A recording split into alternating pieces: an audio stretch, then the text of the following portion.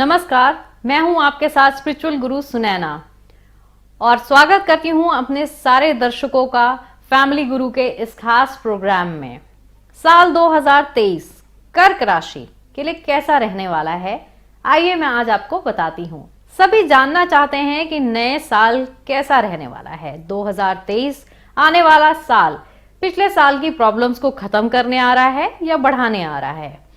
क्या आर्थिक स्थिति में, फाइनेंशियल स्टेटस में क्या बढ़ोतरी होने वाली है? सभी जानना चाहते हैं कि बिजनेस अच्छा जाने वाला है इस साल, रिलेशनशिप्स हमारे अच्छे होने वाले हैं, हमारी शादी होगी कि नहीं होगी, या जो लोग डिवोर्स लेना चाहते हैं हमारा इस साल कोर्ट केस खत्म होकर डिवोर्स होगा कि नहीं होगा।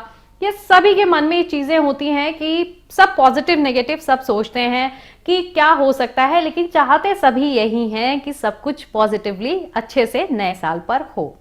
तो आइए मैं आपको बताती हूं कि कर्क राशि वालों के लिए 2023 स्वास्थ्य और करियर में क्या लेकर आ रहा है। कुछ खास लेकर आ रहा है, तो हमारे साथ बने रहिए वीडियो के अंत तक, ताकि हम आपको उपाय भी बता पाए। अगर आपके ग्रह गोचर की वजह से कोई प्रॉब्लम है तो उस उपाय को करके आप उस प्रॉब्लम को दूर कर सकते हैं। सबसे पहले हम बताते हैं कि कर्क राशि वालों की पर्सनालिटी कैसी होती है, यानी कि उनका व्यक्तित्व कैसा होता है। कर्क राशि के जातक स्वभाव से दृढ़ निश्चय वाले होते हैं। ये लोग बहुत भावुक और कल्पनाशील होते हैं। इनके अंदर भाषा और संवाद कौशल के खास गुण होते हैं। इनका दिमाग बहुत तेज चलता है, लेकिन यह लोग स्वभाव से काफी चंचल होते हैं। कुछ मामलों में इनमें आध्यात्मिक गुण भी होते हैं। इनकी याददाश्त काफी तेज होती है। यह स्वभाव से बेहद सरल, संवेदनशील और दयालु होते हैं। साल 2023 कर्क राशि के लोगों के लिए कई बड़े परिवर्तन लेकर आने वाला है। इस साल की शुरुआत से ही शनि आपके 7वें भाव से निकलकर अष्टम भाव में गोचर करेंगे, जिसे शनि की ढैया कहा जाता है। शनि के प्रभाव से आपको मानसिक तनाव और करियर में दिक्कत आ सकती है। धन से जुड़े मामलों में भी आपको सावधान रहना होगा, और वहीं शिक्षा से जुड़े मामलों में भी शनि कठिनाई देगा। देवगुरु बृहस्पति साल की शुरुआत से लेकर 22 अप्रैल तक आपके भाग्य स्थान में गोचर करेंगे और आपके भाग्य और धर्म भाव को मजबूती देने का काम करने वाले हैं। शनि की नीच की दृष्टि आपको कष्टकारक साबित होगी। इस समय आप दूसरों की बातों में आकर अपने को ही पराया कर लेंगे। कार्यस्थल पर आपके शत्रु लगातार आपको परेशान कर सकते हैं। राजनीति से जुड़े लोगों को कठिनाई भी हो सकती है। आपके ऊपर झूठा आरोप लगाकर एफआईआर की जा सकती है। अष्टम भाव में शनि होने के कारण आपको कोई बीमारी घेर सकती है। आपके कार्यस्थल पर सतत रूप से विघ्न आने के योग हैं, लेकिन गुरु के भाग्य में होने से आप इन सब चीजों से आराम से बाहर निकल पाएंगे। अगर हम बात करियर की करें तो कर्क राशि वालों को करियर के हिसाब से यह वर्ष कुछ बेहतरीन होने वाला है। देवगुरु बृहस्पति भाग्य भाव में अप्रैल तक आपके हर कार्य में सहायक होते नजर आ रहे हैं। 17 जनवरी से शनि का गोचर आपकी राशि से अष्टम भाव पर होगा। एक तरफ शनि की ढैया की शुरुआत, तो दूसरी तरफ कुछ नई संभावनाएं भी शनि के अष्टम गोचर से आपको मिलेंगी। राहु और केतु का गोचर पहले से ही परिवर्तन की संभावनाएं दे रहा है। अप्रैल के बाद जैसे ही देवगुरु बृहस्पति का प्रवेश मेष राशि पर होगा, कार्य से संबंधित कुछ सावधानियों का समय शुरू हो जाएगा। शनि के अष्टम भाव यह संकेत करती है कि जल्दबाजी में कोई निर्णय ना लिया जाए। नौकरी पेशा लोग अगर स्थानांतरण यानी कि ट्रांसफर की प्रतीक्षा कर रहे हैं तो शनि का गोचर उनके लिए लाभदायक सिद्ध होगा, तो उनका ट्रांसफर हो सकता है। मनपसंद जगह पर स्थानांतरण आपका हो सकता है, लेकिन नौकरी में कड़ी मेहनत से अच्छे परिणाम मिलेंगे। यह भी संकेत शनि की वजह से हो रहा है। अगर हम बात परिवार की करें तो कर्क राशि के लोगों के लिए राहु और केतु पिछले कुछ समय से आपके पारिवारिक जीवन में कुछ उथल पुथल का वातावरण बनाकर रखे हुए हैं। अप्रैल के बाद जैसे ही देवगुरु बृहस्पति का गोचर मेष राशि में पहुंचेगा, पारिवारिक जीवन में चली आ रही परेशानियां समाप्त होना शुरू हो जाएंगी। शनि का अष्टम भाव में गोचर जो कि जनवरी से ही प्रारंभ हो जाएगा, पारिवारिक मामलों में कुछ नई समस्याओं का संकेत करेगा। कुछ पैतृक जो विवाद चल रहा है उनको सुलझाने का कार्य करने की सलाह दी जाती है और सारे ही मामले अगर शांति से निपटाए जाएंगे तो आप जल्द ही उसमें आपको सफलता मिलेगी।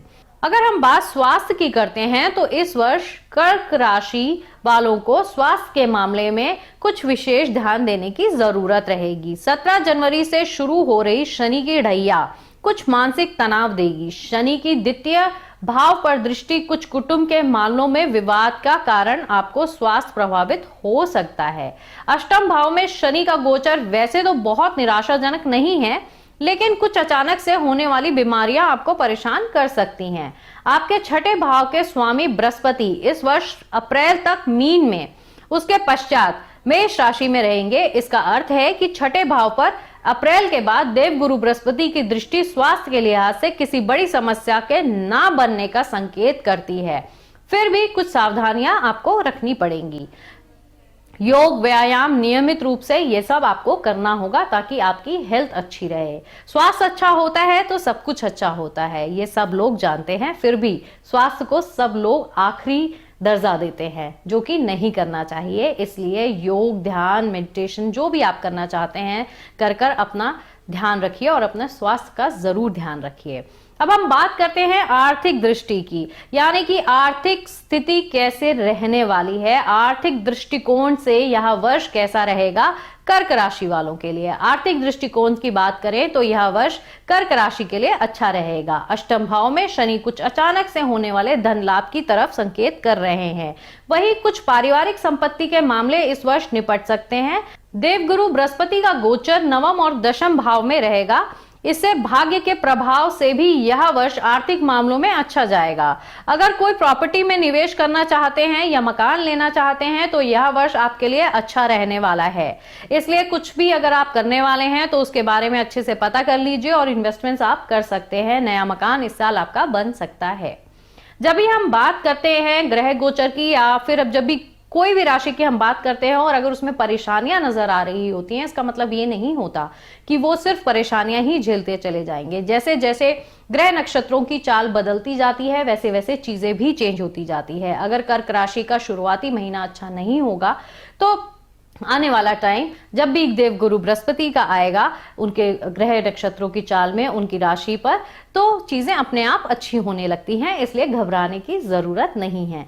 कुछ अच्छा रहता है तो उसके साथ कुछ बुरा भी रहता है और बुरा रहता है तो उसके साथ कुछ अच्छा भी रहता है। आइए अब हम बात करते हैं कि परीक्षा, जो स्टूडेंट्स, जो छात्र परीक्षा दे रहे हैं उनके लिए साल कैसा रहने वाला है।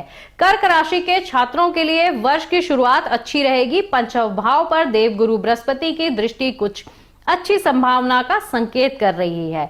चौथे भाव में चल रहे राहु आपको कुछ मानसिक रूप से परेशान कर सकते हैं। साथ ही शनि की ढैया वर्ष के प्रारंभ में ही शुरू हो जाएगी, इसलिए एकाग्रता यानी कि कंसंट्रेशन और अपनी पढ़ाई पर विशेष ध्यान देने की जरूरत होगी। जो छात्र विदेश में दाखिले के लिए प्रतीक्षा कर रहे थे उनका सपना इस वर्ष पूरा हो सकता है।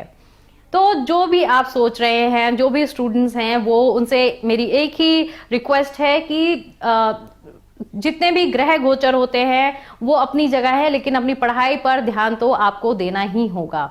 जब आप ध्यान देंगे तो साथ ही साथ आपकी बढ़ोतरी भी होती चली जाएगी। और जो स्टूडेंट्स कर्क राशि वाले इस साल बाहर जाना चाहते हैं पढ़ने के लिए, उनके लिए अब बहुत बेहतरीन योग बन रहे हैं, तो आप उसके लिए काम करना शुरू कर दीजिए। ये तो मैंने आपको बताई कि कर्क राशि वालों के लिए कैसा रहेगा आर्थिक रूप, स्वास्थ्य, और जैसे कि उनकी ढैया शुरू होने वाली है इस साल, तो थोड़ी प्रॉब्लम जरूर ढैया, शनि की ढैया देती है, लेकिन हम साथ ही उसके लिए उपाय भी बताते हैं।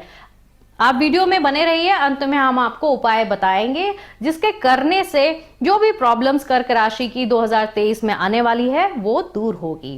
तो आइए अब शुरू करते हैं जनवरी से लेके दिसंबर माह तक की कर्क राशि वालों का कैसा टाइम निकलने वाला है हर माह का। अब हम आपको राशिफल बताएंगे। जनवरी माह में बुध का गोचर नौकरी पेशा लोगों के लिए बढ़िया रहने वाला है। लाभ में विराजमान मंगल जनवरी और फरवरी माह में आपको भाइयों से सहयोग और अच्छे लाभ के मौके बनाएगा। इस समय आपके शत्रु आपके कुछ भी नहीं बिगाड़ पाएंगे। 17 जनवरी से शनि की ढैया आपको थोड़ा कष्ट देगी। इस समय दशम में विराजमान राहु पर शनि की नीच की दृष्टि जीवन में कुछ क्लेश पैदा कर सकती है। 15 फरवरी से चौथे भाव के स्वामी शुक्र की मीन राशि से गुरु के साथ युति होगी। उच्च का शुक्र यहां राजयोग को जन्म देकर भूमि और वाहन से जुड़े सुखों में वृद्धि करेगा। सूर्य फरवरी माह में अष्टम भाव में विराजमान शनि के साथ बैठकर एक अशुभ योग का निर्माण करेगा। 13 मार्च को मंगल आपके विदेश भाव में प्रवेश करेंगे। मंगल यहां गुरु से केंद्र में होंगे, जो आपके लिए विदेश से लाभ के रास्ते खोलने वाला है। इस समय काम के सिलसिले में आपकी यात्रा आपके लिए लाभदायक सिद्ध होगी। अप्रैल में उच्च के सूर्य की युति दशम भाव में राहु बुध के साथ होगी। इस प्रभाव से आप कुछ बड़े निर्णय ले सकते हैं। फाइनेंस से जुड़े लोगों के लिए यह महीना बदलाव का महीना होगा और आपको कहीं से बड़ी नौकरी का ऑफर भी आ सकता है। मीडिया, जनसंचार और लेखन से जुड़े लोग तरक्की करेंगे। इस माह की शुरुआत में शुक्रदेव अपनी ही राशि में गोचर कर लाभ भाव को पुष्ट करने वाले हैं, जिसके कारण आपको कपड़े, इत्र और सौंदर्य प्रसाधन से जुड़े लोगों का काम बहुत ही बेहतरीन होने वाला है। 10 मई से मंगल का कर्क राशि में गोचर होगा, जो कि मंगल की नीच की राशि है। इस पूरे माह दशम भाव में राहु, गुरु और बुध की युति होगी। इस समय मौसमी बीमारी से आपको खुद को बचाना होगा। मंगल लग्न में बैठकर शनि के साथ अशुभ षष्टाढ़क योग का निर्माण करेंगे। शनि और मंगल एक दूसरे से 6 और 8 होकर इस अशुभ योग का निर्माण कर आपको कष्ट प्रदान करने वाले होंगे। इस समय किसी दुर्घटना से आपको नुकसान हो सकता है। वहीं भाइयों से विवाद की भी संभावना बन सकती है। कोर्ट केस का निर्णय आपके खिलाफ भी जा सकता है। जुलाई अगस्त के माह में सूर्य का गोचर आपके अनुकूल होगा। 8 जुलाई को बुध का लग्न में गोचर वाणी के प्रभाव से सफलता देने वाला होगा। इस समय मंगल शुक्र का संयुक्त गोचर व्यापारी वर्ग के लिए शुभ साबित होगा। जो जातक पैतृक व्यापार से जुड़े हुए हैं, उनके काम में उन्नति होगी। गुरु की धन भाव पर दृष्टि पत्नी के सौभाग्य की वृद्धि करने वाली होगी। 17 अगस्त को शुक्र का लग्न से होने वाला गोचर वाणी में मधुरता प्रदान करेगा। सूर्य बुध का बुधादित्य योग आपके संचित धन में वृद्धि करने वाला होगा, यानी कि जो भी आपने सेविंग्स की है उसमें भी आपको बढ़ोतरी मिलेगी। सितंबर माह के मध्य में आपके पराक्रम भाव में दशमेश और धनेश की युति आपके लिए राहत का काम करने वाली है। इस समय सरकार से जुड़े लोग आपके लिए लाभदायक रहेंगे। उच्च अधिकारी आपके ऊपर मेहरबान रहेंगे और आपको कोई बड़ा प्रोजेक्ट भी मिल सकता है। 1 अक्टूबर से बुध अपनी उच्च राशि में प्रवेश कर मीडिया से जुड़े लोगों के लिए सफलता का द्वार खोल देंगे। इस समय उच्च के बुध के कारण भाइयों और मित्रों से सहयोग प्राप्त होगा। इस महीने चौथे भाव में नीच के सूर्य के साथ मंगल केतु की युति पारिवारिक कलह का कारण बन सकती है। इस समय थोड़ी मानसिक अशांति के साथ अपनी मां की सेहत को लेकर भी आप थोड़ा सा परेशान हो सकते हैं।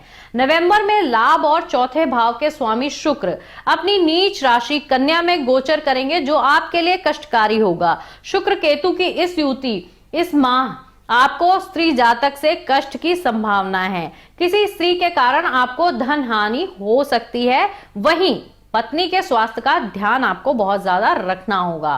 साल के आखिरी 2 महीने आप गुरु चांडाल योग से मुक्त हो जाएंगे और बृहस्पति अब अपना पूर्ण फल आपको प्रदान करेंगे। साल के आखिरी माह में आपको धन में वृद्धि और संपत्ति प्राप्ति के योग दिखाई दे रहे हैं। शुक्र अपनी तुला राशि में गोचर कर राजयोग का निर्माण करेंगे और परिवार में किसी मांगलिक कार्य का आयोजन भी हो सकता है। वहीं सूर्य भी छठे भाव में नौकरी की तरक्की और उन्नति का मार्ग प्रशस्त करेंगे। सप्तम बुध और दशम गुरु के प्रभाव से वाणी में तेज और तीव्र बुद्धि होगी, जिससे आप कठिन से कठिन कार्य को भी आराम से हल करने में सक्षम होंगे। तो कुल मिलाकर कर्क राशि वालों का साल ढैया के प्रभाव में रहेगा, शनि की ढैया के प्रभाव में रहेगा। और जब शनि की ढैया आती है तो इंसान ने जो भी गलतियां करी होती हैं उसकी भरपाई करने का टाइम होता है। उस टाइम रियलाइजेशन कराते हैं शनि कि आप रियलाइज करें कि आपने कहाँ गलती करी है और उसको सुधारें। उसका सुधार जैसे ही आप करते हैं तो शनि जो ग्रह हैं वो आपके ऊपर अच्छा असर डालना शुरू कर देते हैं। साथ ही हम आपको अब उपाय बताते हैं कि इस वर्ष जैसे कि कर्क राशि वालों की शनि की ढैया शुरू होने वाली है, उसके लिए आपने क्या उपाय करना है। ये जो भी उपाय हम आपको बता रहे हैं, ये उपाय आपने वर्ष भर करना है, यानी कि 2023 में पूरे साल ये उपाय करना है। हम आपको दिन जरूर बताएंगे कि ये पर्टिकुलर दिन आपने ये उपाय करना है। तो चलिए मैं बताती हूं कर्क राशि का उपाय। भगवान शिव को अक्षत यानी कि चावल अर्पित करें, कच्चे चावल, और शिवलिंग का अभिषेक करें। अगर आप अभिषेक नहीं भी कर पा रहे हैं तो आप जल जरूर चढ़ाएं, और ये आपको सोमवार के दिन करना है। मंगलवार के दिन हनुमान चालीसा का पाठ करें और हनुमान जी के मंदिर में जाकर दर्शन करें। अगर आप हनुमान जी के मंदिर नहीं भी जा सकते हैं तो आप अपने घर में बैठकर अपने घर के मंदिर में मत्था टेकिए और हनुमान चालीसा का पाठ भी जरूर करिए। हम ये जो भी उपाय आपको बताते हैं या जो भी हम प्रेडिक्शंस करते हैं, ये हमारी पूरी टीम रिसर्च करने के बाद उस पर्टिकुलर एक राशि के बारे में हम सारी चीजें निकाल कर उसके बाद आपको उसका उपाय बताते हैं। ग्रह गोचर क्या बैठे हुए हैं आपके ग्रह नक्षत्र पर, हम वो बताते हैं। और ये जो भी प्रेडिक्शंस होती हैं ये चंद्र लगन पर आधारित होती हैं। तो ये अगर आप उपाय अपनाते हैं तो अपनी लाइफ से जो भी प्रॉब्लम्स हैं, कर्क राशि वालों के लिए जो भी ढैया की प्रॉब्लम्स आ रही है, उसको आप उस प्रॉब्लम से आप उसको खत्म भी कर सकते हैं और कम भी कर सकते हैं। तो ये आप उपाय अपनाएं और अपनी लाइफ को अच्छा बनाएं।